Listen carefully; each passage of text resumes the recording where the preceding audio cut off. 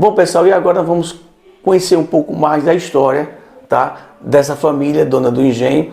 Inclusive, segue o dono sempre na mesma geração, Sim, não é isso? estamos na 5ª geração. Pessoal, a casa ela foi construída através de uma promessa de casamento. Aí, no ano de 1875, Joaquim, andando ali para as bandas de areia, ele conheceu uma donzela que gostou dela, pediu ela em casamento. Essa moça ela foi um pouco exigente, pois ela disse que para Joaquim que só casaria com ele se ele construísse uma casa mais rica e mais bonita que a do pai dela. Joaquim aceitou a proposta, foi até ao seu tio, era um produtor de rapadura da época, conversar com ele. O tio dele emprestou o dinheiro e aí Joaquim comprou as terras do Brecha Verde, que iniciou-se a construção e finalizou em 1883. Um dia antes do casamento, Joaquim ajeitou tudo bem direitinho, preparou tudo bem direitinho e trouxe a tal donzela para conhecer o local. Então, conhecer essa casa, né? Interessante. Conhecer a casa. Chegando aqui, ela olhou tudo bem direitinho e foi mais exigente ainda, pois ela não quis casar com Joaquim. Terminou o casamento com Joaquim. Então, 6 anos depois, Joaquim andando ali para as bandas de Mamanguape, levando os produtos do tio dele, ele passava por uma fazenda que dessa vez ele conheceu outra donzela, chamada Nazinha e Espínola. Então, sempre que ele passava na fazenda do pai de Nazinha, lá estava ela na janela observando Joaquim passar. Mas como Joaquim já tinha sofrido a primeira decepção, Joaquim não quis saber de Nazinha de início, pois deixou o tempo passar, até um dia chegar aos ouvidos de Joaquim que o pai de Nazinha estava vendendo as suas propriedades, pois estava passando por dificuldade financeira. Foi aí que Joaquim teve a ideia de comprar as terras, devolveu para o pai de Nazinha e de vez conquistando a mão dela. Joaquim veio se casar com Nazinha, vieram morar no Brecha Verde e aqui tiveram 8 filhos, 7 mulheres e o único filho homem, Joaquim Pereira de Melo Filho. Pois em 1908, Joaquim ele veio falecer com a doença comum na época, porém mortal, que foi o teto, deixando seu filho caçula com 7 anos de idade. Naquela época, as mulheres ela não poderiam administrar nada, por isso que a administração da fazenda ficou em posse do pai de Nazinha até 1917. Que Joaquim completou seus 18 anos, veio tomar posse das terras do pai, casou-se com Alta Cardoso. Alta Cardoso era uma professora da região. Vieram morar no Brecha Verde e aqui eles tiveram 2 filhos. Joaquim Filho, ele conservou as terras junto com a mãe, Nazinha, e com sua esposa, até 1946, que foi o período que Joaquim Filho vendeu as terras para fora da família Espínola. Pois, pouco tempo depois, mais ou menos 14 anos, pois em 1960, Geraldo Duarte Espínola, ele era neto de Joaquim, filho de uma das filhas de Joaquim, ele morava em Recife. Na época, Geraldo veio até o Brecha Verde e comprou as terras de volta para a família. Esse é Geraldo com a primeira esposa, Maria José. Com ela, Geraldo teve 5 filhos.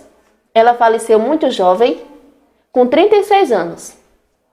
Após o falecimento de Maria José, Geraldo casou com Salete. Salete cuidou de todos os filhos de Maria José, todos eles reconhecem ela como mãe, os mais novos chamam ela de mãe, mas com Salete, Geraldo teve um único filho, Geraldo Duarte Espínola Júnior, conhecido por Geraldinho. Geraldo ele veio a falecer entre 2006 a 2007 com 85 anos. Após o falecimento do pai, Geraldo comprou as partes dos irmãos, herdando de Geraldo o amor que ele tinha pelas suas terras.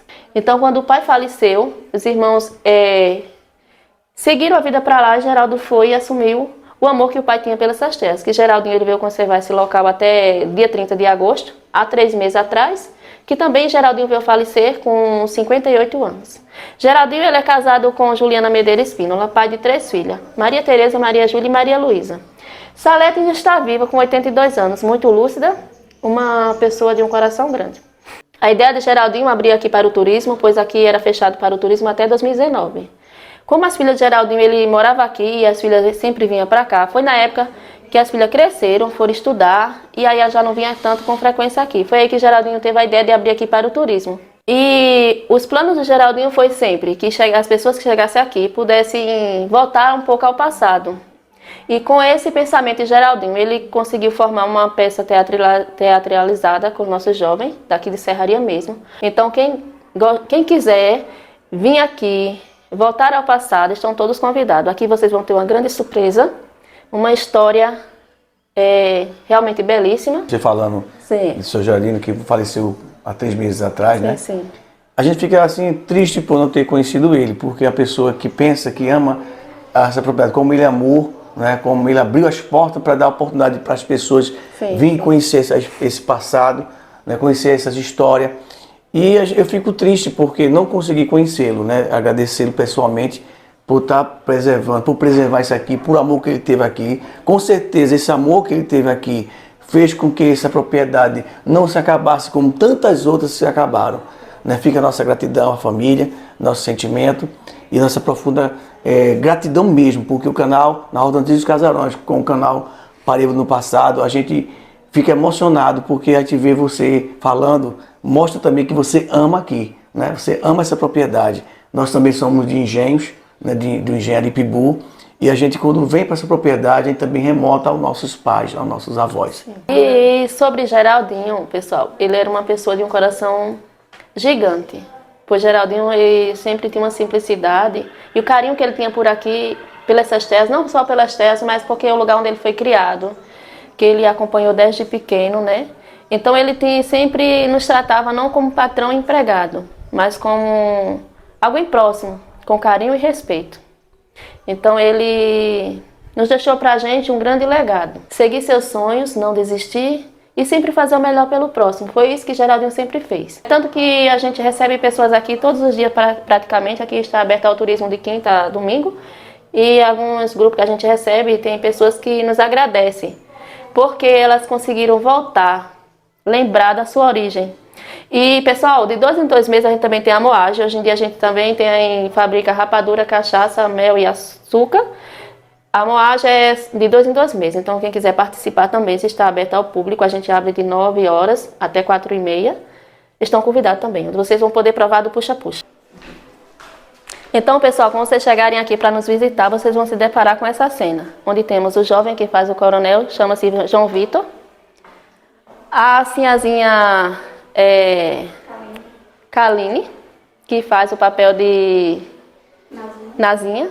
E outra jovem, Jéssica, que faz o papel de Maria Alice. E que está esperando casar. Sim, que está esperando casar, esperando vocês para que ela possam sair do caritó. Sim. Veja aí, pessoal, a chave bem pequenininha. Quem que tem um chaveiro, precisa de uma chave aí para enfeitar o chaveiro, para usar. E sem contar que se a gente tiver uma chave dessa, não vamos nem perder, né? Quando sair, não vamos estar aquela agonia caçando a chave.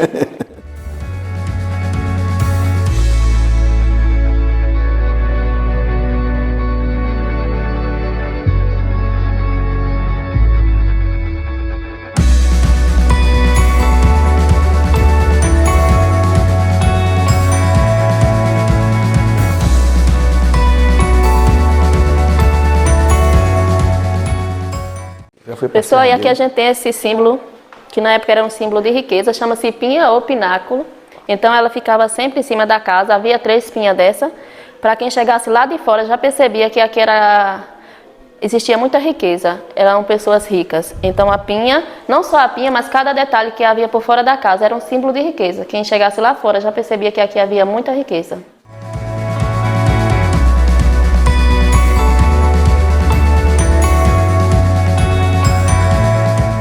Pessoal, a gente tem aqui a mesa de jantar. Às vezes as pessoas pensam que o dono da casa sempre sentava na cabeceira da mesa. Na verdade, na época não era bem assim. Pois o coronel, na época, ele era considerado uma autoridade máxima. Então ele nunca dava as costas para a porta. Então era nessa cadeira que ele sentava. Que na frente dela temos uma gaveta. Que essa gaveta serviria para guardar talheres e comida, caso chegasse algum visitante na hora da refeição. E a terceira era que o coronel guardava uma arma. Pois se chegasse alguma pessoa para tratar de negócio com ele aqui, se houvesse alguma desavença, já teria como ele se defender. E temos aqui também a parte de cima, que é tudo original. Temos os 2 quartos de hóspede grande da parte de cima, dividido por um corredor. No final do corredor a gente também tem um sórto, que tem passagem para o telhado. Serviria para os hóspedes dormir, mas também para o coronel ter uma visão mais ampla de suas terras, já que tem visão de todos os lados, né? Inclusive temos essa escada caracol, onde ele podia chegar até lá em cima.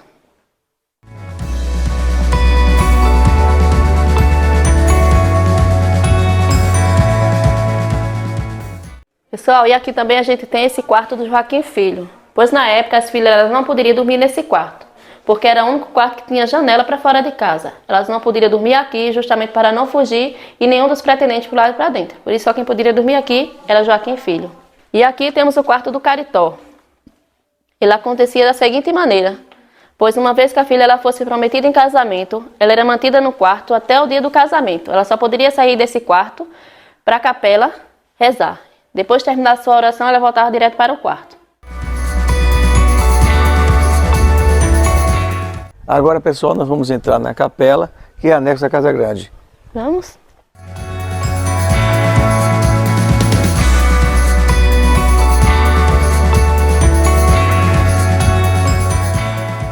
Estou vendo aqui, pessoal, que foi construída, né, a capela em 1917. A capela tem o nome do santo? Qual é o santo daqui? A padroeira de hoje é Nossa Senhora da Conceição. Nossa Senhora Mas o primeiro padroeiro foi São Francisco de Assis. Rapaz, então o primeiro padroeiro foi São Francisco de Assis. Isso. Aqui na época de Seu Geraldo e Dona Salete, eles faziam também casamentos. Inclusive, nos pés de Nossa Senhora da Conceição, temos alguns buquês de noiva. Na parte de trás, a gente tem o confessionário. Pessoal, o padre estava nessa porta, aonde as pessoas confessavam seus pecados, aquele confessionário. Vamos passar pelo terreiro, onde fazia toda a secagem do café. Olha. E até o memorial, que hoje era uma antiga senzala, que hoje a gente transformou no pequeno memorial.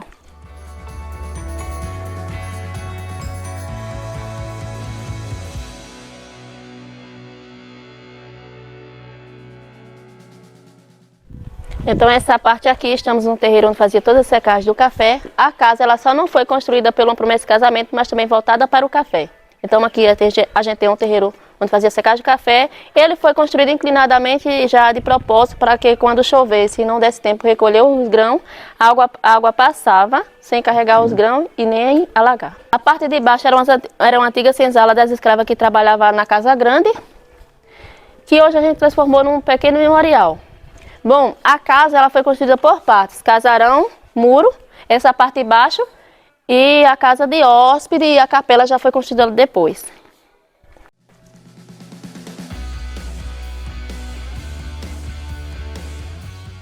E aqui a gente tem um segundo livro caixa, algumas notas fiscais de pagamento. Temos aqui uma máquina calculadora, uma máquina registradora e os primeiros grãos de café que a gente colheu na mata. Temos alguns frutos nativos da mata. O jatobá. O jatobá é uma semente comestível muito gostosa, eu comparo ela com o pão doce. E o mucunã. E o olho de boi.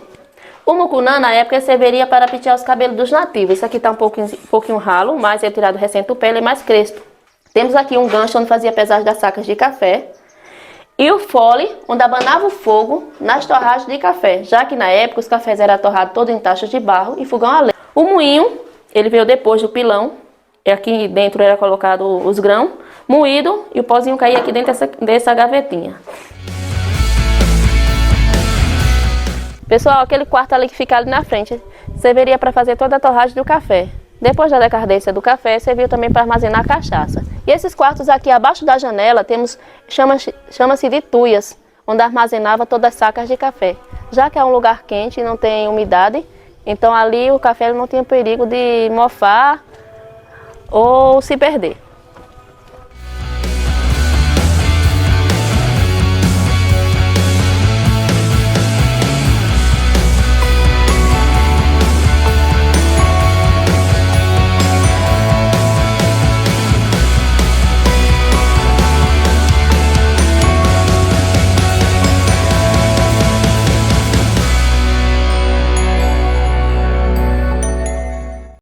E agora vamos para onde, amiga?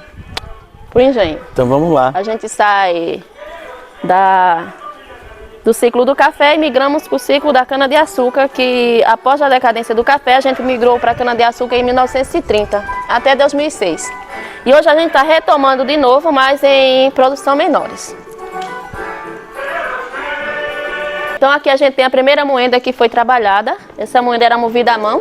Inclusive, abaixo da primeira roda temos uma lacuna onde era colocado água para poder ficar mais maneira para os homens trabalhar. A moenda que a gente usa atualmente é essa, ela já é mais moderna. Uma vez que a cana ela é moída, colocada aqui na frente, o caldo passa por essa encanação que chega até aquele tanque. Naquele tanque a gente usa uma peneira para tirar o excesso do bagaço e com a ajuda de uma bomba a gente joga lá para o lado do cozimento. Bom, hoje em dia a gente trabalha com esses três tipos de forma, essa pingo, a quadradinha e a tradicional. A cana é moída e colocada naquele tanque, com a bomba a gente joga, que passa pela essa encanação, em cima dessa linha, que chega até a primeira taxa, chamando taxa recebedora. Bora se aproximar? Então essa primeira taxa, a gente dá o nome a ela, taxa recebedora. Temos a taxa recebedora e temos a taxa finalizadora. Então nessa janelinha onde temos ao fim da taxa finalizadora, temos a fornalha abaixo. Esse fogo é tacado aqui, o fornalha taca o fogo que chega mais ou menos até nessa segunda taxa.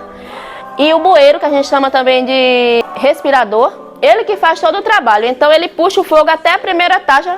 Daqui o mestre ele passa pelo esse quinto passo. E último, aqui o mestre ele precisa ficar mais atento. Ele precisa mexer esse mel até dar o ponto. Mel pronto para consumir e também para a fabricação da rapadura.